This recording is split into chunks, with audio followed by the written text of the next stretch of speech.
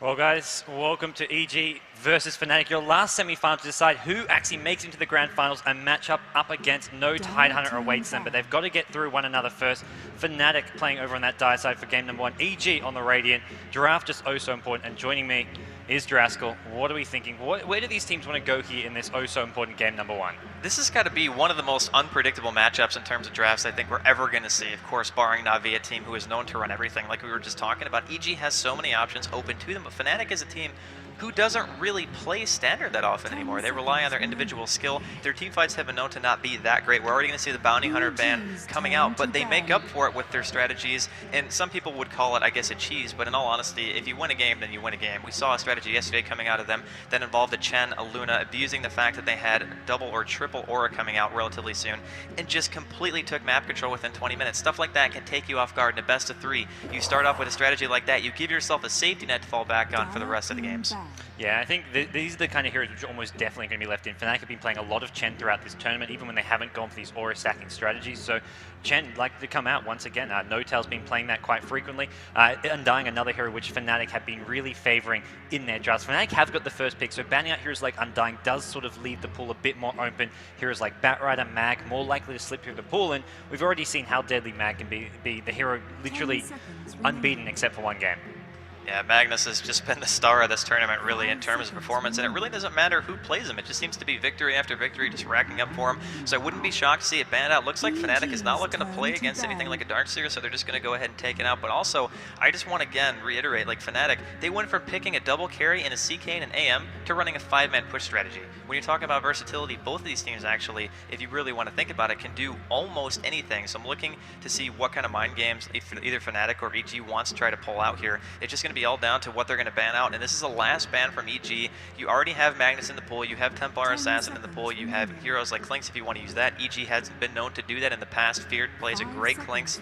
There's so many options open available to both these teams. Well, Magnus is going to be the last ban for EG. They decide it's something Fnatic would likely first pick. Even with the Batrider still there, Batrider is going to be most likely the option for Fnatic here. You've got other heroes like you mentioned, the Templar Assassin, Sven as well. Fear, obviously, in that highlight role we had earlier today, just played a fantastic Sven. EG ran it in both games versus Na'Vi. The first game it was Fear, the second game they had it in their offensive trial with Jeyo playing it. So it's a versatile team as far as heroes and roles go. They like to use Sven. I don't think they'll be looking to, well, with their first and 2 picks, they do have the double picks, so they may look to get up Sven nice and early. Heroes like Jakiro still in the pool as well. And Fnatic, I feel they're just wondering, does Batrider suit their style of play? Is that where they want to go, or do they want to go more towards the Chen type play with those auras? It's going to be a Batrider though. And now it's EG's turn, of course. They could go with something like they did yesterday when they were playing against Na'Vi. They could go for the Enigma and the Sven, take away one of the heroes that just innately counters the BKB coming up on the hero, who basically needs to be able to get in melee range, needs to be able to do that damage with the physical attacks. And if he can't get there, then obviously the hero is useless. We saw that in the Mouse game, actually, where Blackout locked down so hard by things like Chronosphere, by Lasso, that you just really couldn't do anything. They already have one counter to it, so it looks like EvilGeniuses is kind of thinking twice about, do we want to take the Sven here? Do we want to take something else and maybe just give the Sven to Fnatic instead, take up our Void, take something like an Enigma, try to form our lanes earlier, and just get those abilities that don't really care about BKB, because that seems to be the story of the tournament so far. What heroes can you pick up that go through BKB, that counter it, the high physical damage output heroes? That's what you really have to worry about right now if you're EG. No, I absolutely agree. I mean, EG, they can run heroes like Templar Assassin to go through stuff like BKB, and I think something they would have done some research on Fnatic. They're maybe expecting a second or third pick Chen, so they want to make sure they don't have a lineup which can just get pushed down too aggressively. Batrider great for setting up a kill, turning her around into a 4v5 fight, and then EG, something not in a position where they can defend. So they go with the Sven, a hero somewhat prone to getting lassoed. He's going to need some backup, some support in there as well. The Wisp is another hero that EG, we haven't seen Sven and Wisp being combined from them yet, but it's the Sven Enigma, and this is, you mentioned Enigma, having a hero who can have a spell go through BKB and the black hole is just so important. Well, the nice thing about Enigma too is if a Batrider tries to initiate, he gets a quick blink, but he's not going to have anything like a BKB at that point in the game. You can use Malefice, you can just black hole straight away to prevent your Sven from getting pulled out of position too far. You have the black hole to fall back on if you absolutely need to, but more or less you have 2 heroes right now who have guaranteed disables in Enigma and the Sven. You're going to obviously have him in a farming role. I mean, he could still be potentially playing what Arsar did earlier this tournament, which is a support Sven, because you can still do the decent amount of damage, but I really feel like they're just going to go ahead and throw it on Fear, and Fnatic is going to answer with the Jakiro and the Void. Well, they pick up their main carry heroes, maybe slightly expecting them to maybe think about doing an offensive trial, and especially when you're expecting there to be a jungle Enigma, you can punish that weak lane because of the jungle hero, but they're going to go with the Faceless Void, a hero which has seen some decent success so far in this tournament. It's just such a great carry, so good at locking down Sven. The Chronosphere really useful. You've got a hero who can make sure that Enigma isn't guaranteed to get off the BKB Black Hole, something Batrider can do to a limited extent. It's hard to blink in and lasso when you've got Enigma already channeling the Black Hole. There's a high chance that you blink in or near the Black Hole, get caught out, so you've got to really be very careful with your positioning. EG go with the Vengeful Spirit, so they get the aura hero of their own, and just a positional hero. The swap is a nice little tool to have against Batrider, the lasso, and also the Faceless Void Chronosphere, getting in and out of it. That's going to be really important too when you think about it. If you're in Void's position right now, your really only options are to either sphere the Sven or sphere the Enigma. The Vengeful Spirit's never really going to be your target, so you can swap him defensively, get him into a good position, make sure that your Sven is able to do the damage that he needs to, because if you get swapped out, you can still Stormhammer back in, stop the Void from doing his own damage, because it seems like a lot of players, aside from Loda from Tidehunter, have been delaying their BKBs quite long when they play Void nowadays. They just rely on being able to get the good sphere, get the initiation, do damage that way. But there are so many ranged disables coming out so far from EG that unless that sphere is perfect or unless he has a BKB, we're looking at the potential that he might not even get to do any damage inside of it. Yeah, I think BKB is going to be an early call coming out. Probably Aero going to be playing that Faceless Void, generally a character play for this Fnatic team. And with the Sven, Stormhammer, the Vengeful Spirit's done. Sure, there's a Black Hole to go through it all, and there's some high damage coming out from Sven in the ultimate form. It's still a BKB needed game. Fnatic here, they're looking to ban out some of those solo mid heroes as well as those side lane heroes, because as far as EG is concerned, this is most likely their dual lane and their jungler. They've got the VS Sven lane, they've got the Enigma to go in the jungle. They need their solos, they need the heroes for Jeyo as well as Demon in the off lane. They want to maybe ban out some of those here. Yeah, I'm looking at offlane bans for sure. Maelk is pretty much only known to go in the jungle with the Enigma. His black holes against Na'Vi were definitely great. It pretty much sealed the deal in terms of team fight for them in those games. I'm just wondering right now, like, what are you going to pick for an offlaner? The Bounty Hunter's banned out, the Windrunner's banned out, they don't have a Darkseer, the Batrider's already taken up by Fnatic. Your options are actually waning here quite quickly if you're EvilGeniuses. Yeah, heroes like Brood still in the pool, not something EG run very often. I don't think it really fits their style, nor does it match up well against the Jakiro Faceless Void lane. We saw, what was it, Mouse Sports run into that trap yesterday and not have a very good result when using the Broodmother. And it's more likely we maybe see Demon go to one of his sort of trademark heroes to some extent, something like a Beastmaster, but in the off lane, it's a hero who can often struggle, and Faceless Void will just have a fantastic time up there. And I really agree, where did EG go? There's just so few options to go into that off lane, really.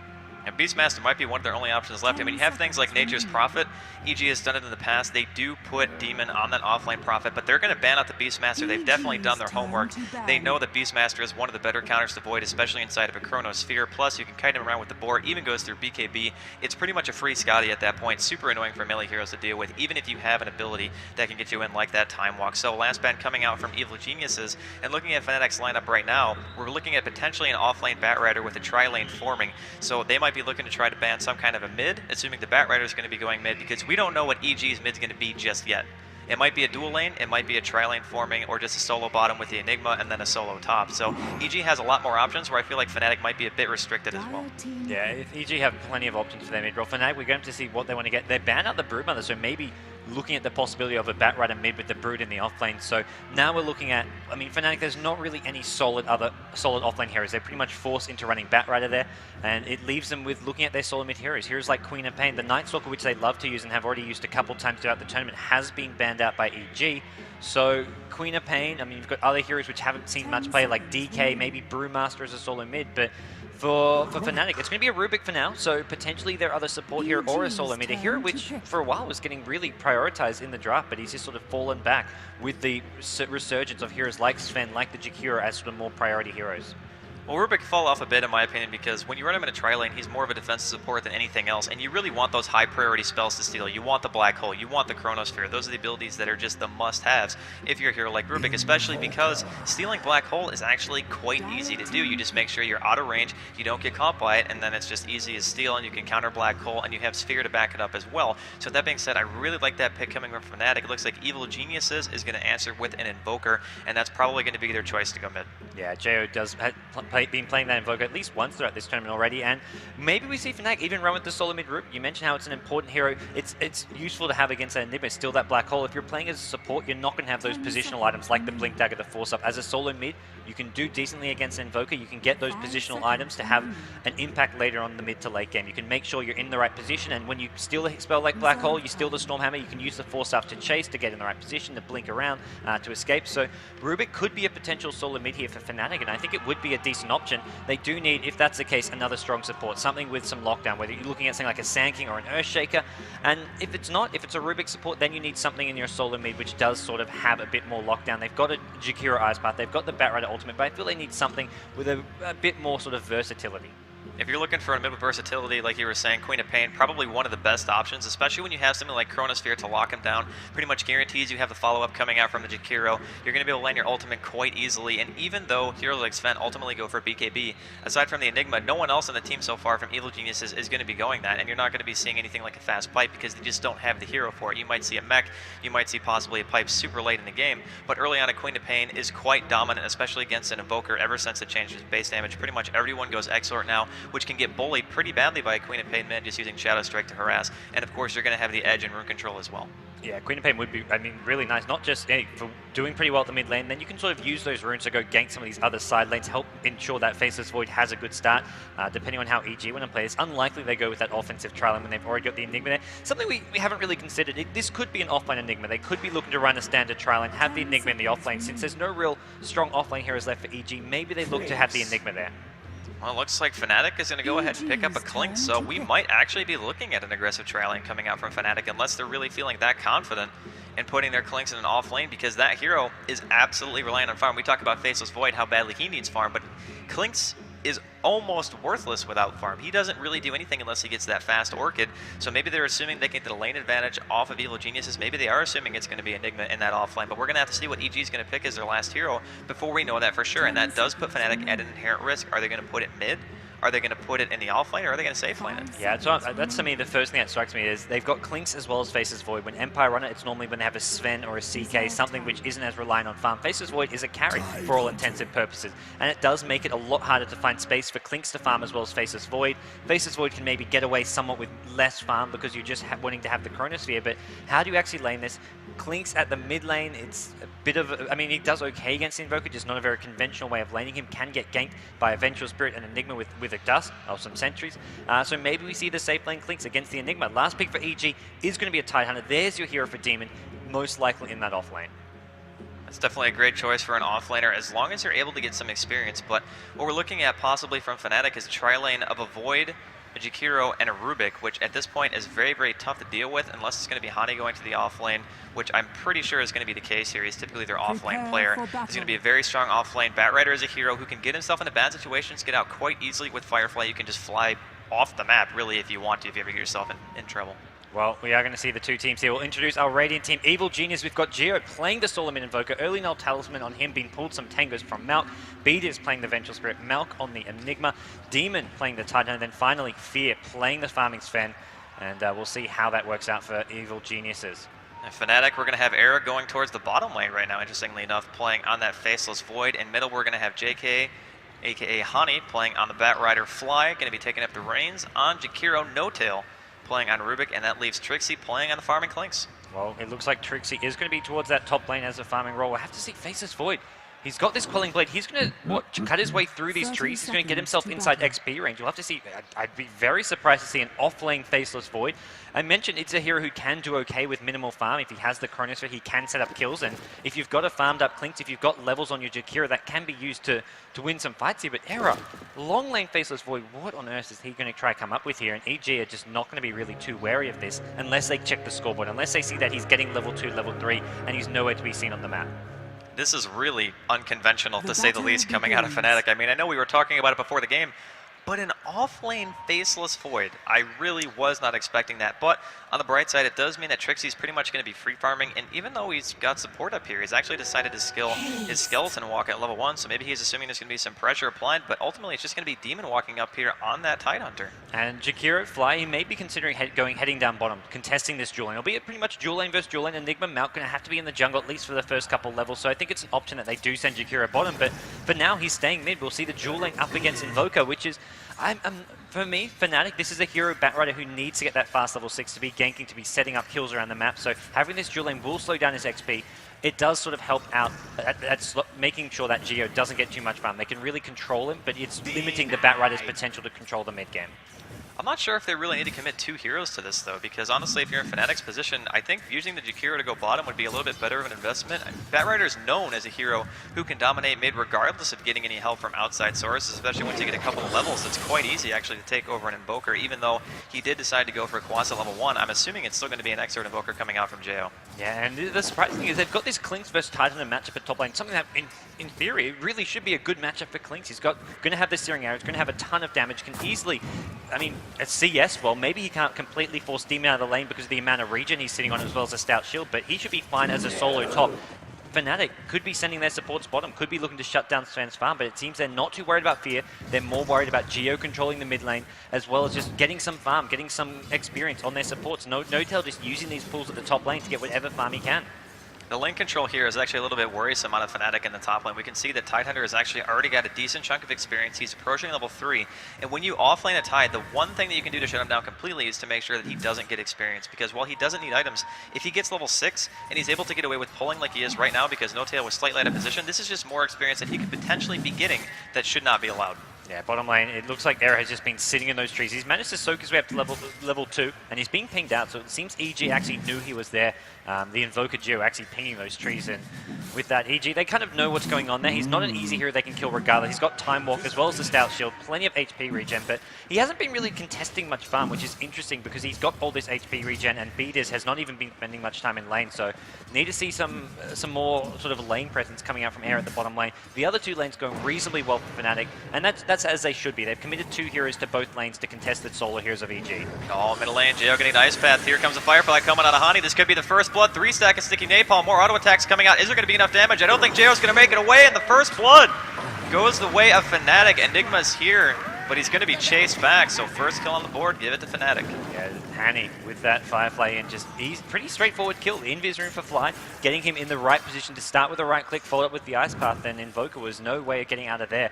And that's not the start that EG were hoping to have. They need this Invoker to get the early levels. Sure, it's okay if he's not farming, but if he's getting picked off, not in XP range, missing out on creep kills, it's a hero who without levels can't do all that much. Without farm, he can still come to fights, drop down a Tornado MP, quas down whichever hero they want to focus fire and help out, but pickoffs this early on will really hurt EG. They have got Maelk doing some decent farm in the jungle, but it's still a matter of who's going to be looking to make the difference come mid-game, and right now it's only Fear who's had a good start. Well, the issue for EG2 is the fact that Batrider is the one who's being the recipient of most of this farm in the middle lane. That means he's going to get his blink at a relatively good timing. He already has Boots Bottle done, and it's only, what, 3.5 minutes into the game, so he's going to have his blink dagger probably at around the 10-minute mark, even less if he's able to continue getting the CS and more kills. Ooh, it looks like they spot out Era. He gets howled actually at the bottom lane by Bdiz, using that wave of terror, and he's going to walk right into Era. Era does have Quelling Blade, going to chew his way out of this. He's got plenty of regen, probably not going to be, actually, is there maybe going to be enough damage? Stormbolt comes out, and I think at least one backtrack does trigger there. He does time look away. I don't think they had enough damage to kill him. And he's got plenty of tangos. Salve there as well. Going to actually use the salve as well as a tango and heal himself back up. Fear with the clarity. He's already got enough mana for another stun. So it's not going to be the easiest time staying at this bottom lane for him if they keep on looking to pressure him out of it like we just saw. Lane War gets put down by Bdiz and probably going to go for another look around in this jungle.